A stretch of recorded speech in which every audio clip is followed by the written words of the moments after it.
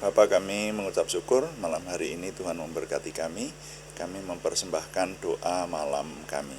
Kami menyerahkan semua yang kami persembahkan, Tuhan berkati, Tuhan berkenan memakai bagi kemuliaan nama Tuhan. Dan ketika nama Tuhan kami muliakan, maka kami semua diberkati.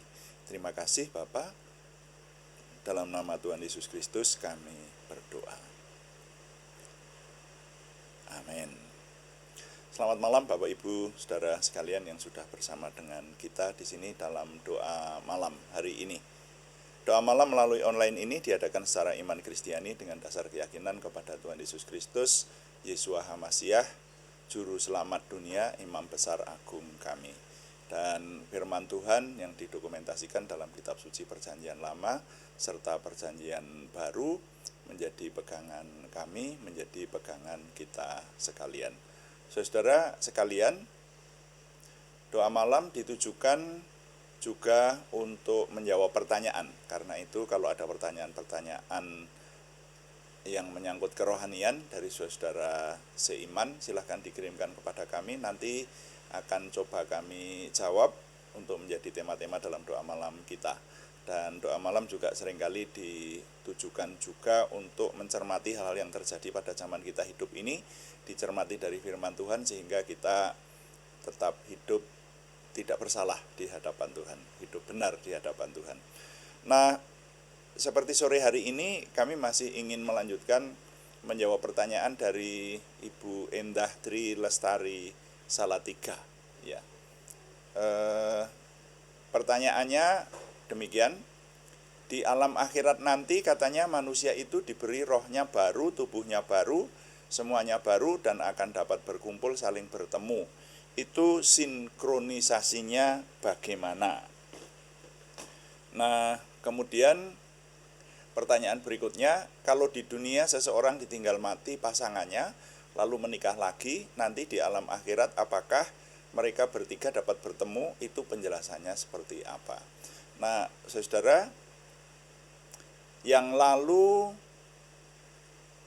dari mencermati firman Tuhan sudah kita dapati. Jadi ini jawaban kali ini, seingat saya ini bagian yang ke-7 saudara ya. Ya, yang ke-7 ya, betul. Ya, jadi kami sudah menjawab 6 kali untuk menjawab ini, karena ini yang ditanyakan oleh Bu Endah Tri Lestari ini sebetulnya kan lebih banyak menanyakan suasana akhirat nanti itu.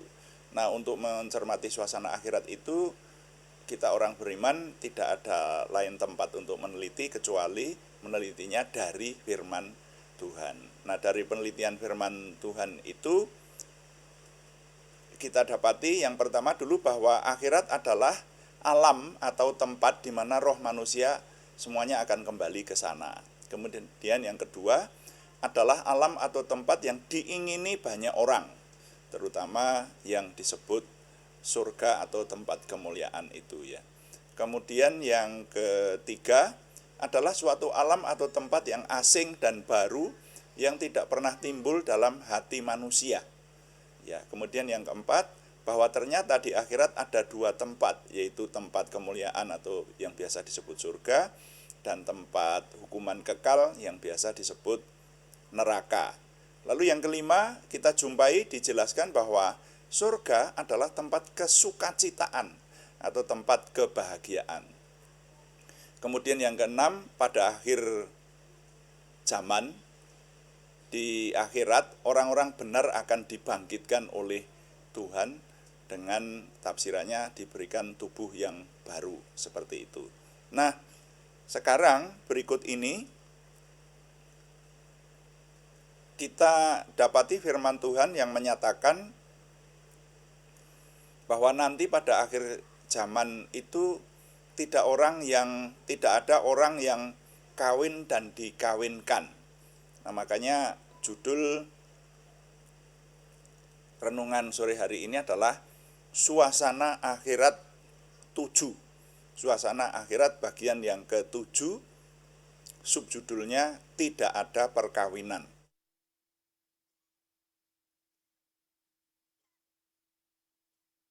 Suasana akhirat bagian yang ke-7, tidak ada perkawinan. Nah, mari kita baca dulu firman Tuhan sebagai dasar, yaitu yang ada di Injil Matius pasal 22 ayat 23 sampai 33. Saya baca untuk kita sekalian.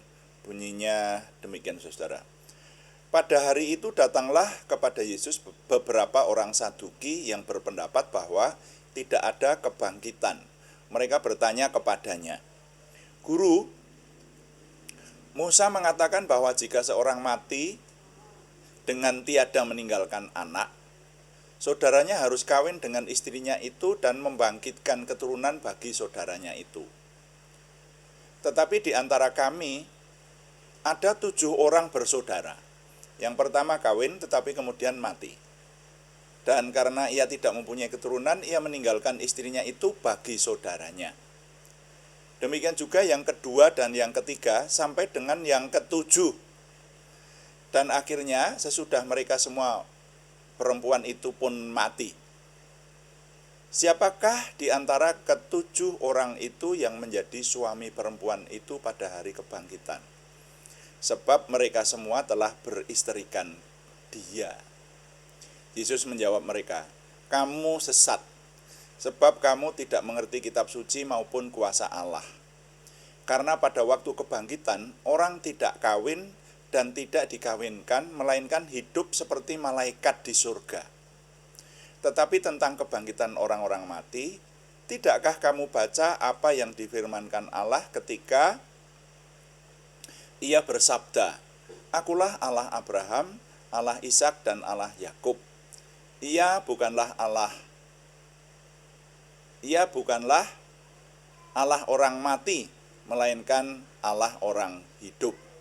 Orang banyak yang mendengar itu takjub akan pengajarannya. Nah, sampai di situ pembacaan saya, Saudara. Dalam bagian ini dijelaskan bahwa pada zaman kebangkitan, orang tidak kawin dan tidak dikawinkan. Mereka hidup seperti malaikat di sorga. Nah, ini pengajaran yang disampaikan oleh Tuhan Yesus Kristus sendiri. Jadi pernyataan yang cukup jelas mengenai keadaan manusia setelah dibangkitkan dari kematian pada akhir zaman ini menjadi pegangan buat kita, Saudara. Ya, siapa lagi yang kita percaya kecuali Tuhan Yesus yang adalah sudah datang dari surga itu. Jadi kalau menjelaskan soal surga, ya memang Tuhan Yesuslah ahlinya. Kita sebagai orang beriman percaya akan hal itu karena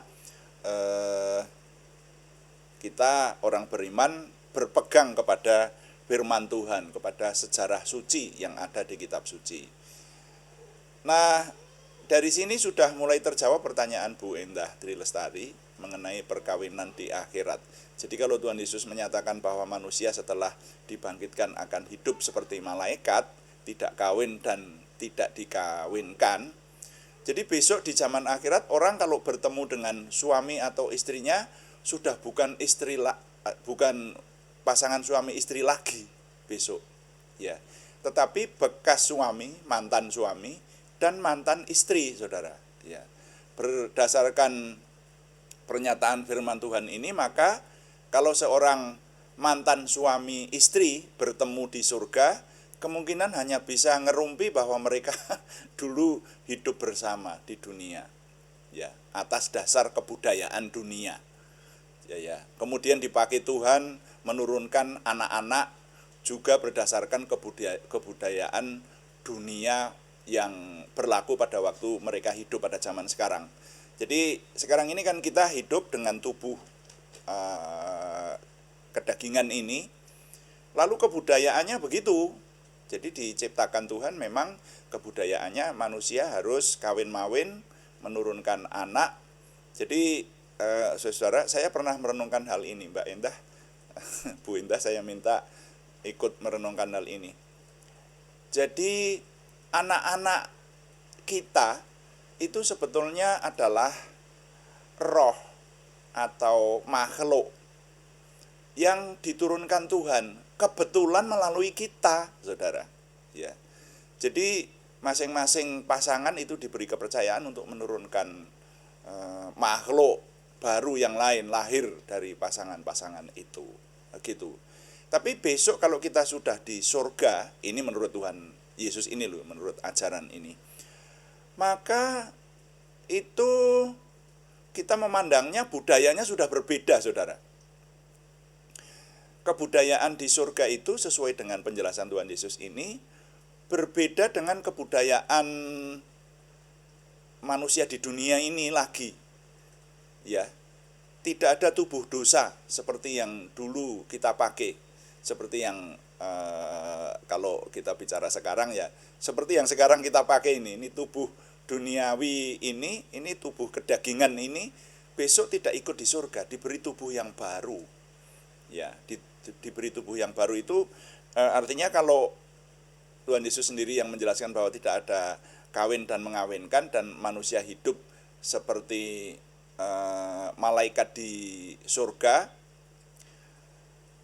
maka dimungkinkan tubuh yang baru besok itu tidak dilengkapi dengan bagian-bagian tubuh yang merupakan alat-alat reproduksi, saudara. Begitu. Jadi manusia tidak ada jodoh-jodohan. Besok sekali lagi kalau kita ngerumpi ketemu dengan pasangan kita ya, wah dulu kita di dunia berjodoh ya. Ya kalau dulu kita masih laki-laki dan perempuan sih, tapi kalau sekarang sama di hadapan Tuhan seperti itu. Lalu kalau ketemu anak-anak, ya dulu itulah makhluk yang dilahirkan dari kita ketika berpasangan. Mereka lahir di dunia itu dititahkan Tuhan, roh itu melalui tubuh kita dulu. Tapi kalau sekarang ya sudah, sekarang budayanya sudah berbeda, saudara. Sudah tidak memikirkan membesarkan dan menanggung jawabi anak-anak lagi, sudah tidak ada cinta asmara lagi, itu saudara.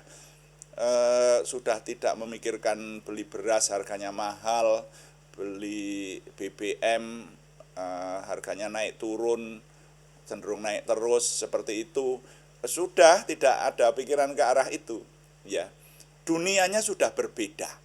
Nah, seperti itu. Makanya yang ditanyakan Bu Indah, besok kalau mantan istri, mantan suami bertemu, padahal ada orang yang menikah 2 kali, itu nanti di surga bagaimana? Di surga sudah tidak ada perhitungan suami istri lagi. Yang ada mantan istri dan mantan suami, dan budayanya sekali lagi sudah berbeda. Nah, jadi ini yang perlu kita pahami sekarang, bahwa budaya di kerajaan Tuhan itu sudah berbeda. Ya, manusia sudah tidak dituntut untuk mencari rezeki untuk penghidupan lagi, tidak mencari posisi, jabatan, usaha-usaha perekonomian lagi. Kalau mengacu kepada kitab Wahyu, sepertinya tugas manusia yang ada di kerajaan surga itu cenderung yang utama adalah menyembah dan memuliakan Tuhan. Besok akan kita cermati lebih dalam lagi. Jadi memang ini pertanyaan Bu Indah ini menjadi beberapa seri ini dalam jawaban kami kepada Bu Indah. Nah, sampai di sini dulu dapat kita simpulkan bahwa Tuhan Yesus memberikan pengajaran besok pada zaman akhir, di zaman akhirat tidak ada kawin-mawin, tidak ada kawin dan dikawinkan lagi. Jadi nilai yang boleh saya impartasikan, saya susun dalam sebuah kalimat bunyinya, di surga tidak ada perkawinan. Karena itu kehidupan manusia juga menghadapi kebudayaan yang berbeda dengan waktu di dunia sebelumnya. Nah, itu.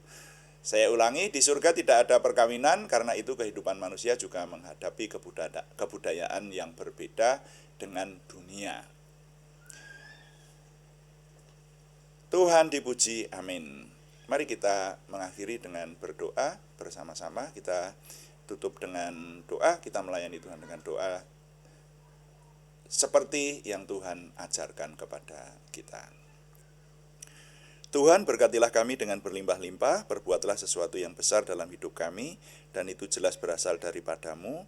Tambahkanlah pengaruh dan kesempatan kami bagi-Mu, berikanlah kami suatu perasaan akan hadirat-Mu dan petunjuk-Mu senantiasa, jagai dan lindungilah kami, supaya tidak jatuh dalam perangkap setan. Dalam nama Tuhan Yesus Kristus kami berdoa. Amin.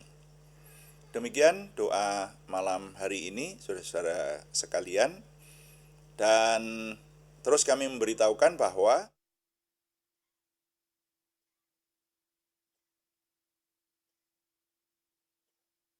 bahwa doa malam dilaksanakan setiap hari pada jam 6 malam atau jam 18 waktu Indonesia Barat. Ada juga doa pagi yang dilaksanakan setiap hari, hari Senin sampai Sabtu, setiap jam 5 pagi. Hanya temanya berbeda, yang doa pagi meneliti seluruh isi Alkitab, banyak yang setia mengikuti doa pagi. Kalau yang doa malam menjawab pertanyaan fokusnya, dan mencermati hal-hal yang terjadi di sekitar kita, seperti itu. Nah, terima kasih kepada semua yang sudah mendukung. Kami tetap mengharapkan dukungan Anda, setidaknya dukungan doa. Juga terima kasih yang belum memberikan subscribe, berkenan memberikan subscribe, like, komen, dan share. Bagikan kepada teman-teman lain sehingga lebih banyak lagi yang diberkati bersama dengan kita. Selamat malam, Tuhan memberkati. Amin.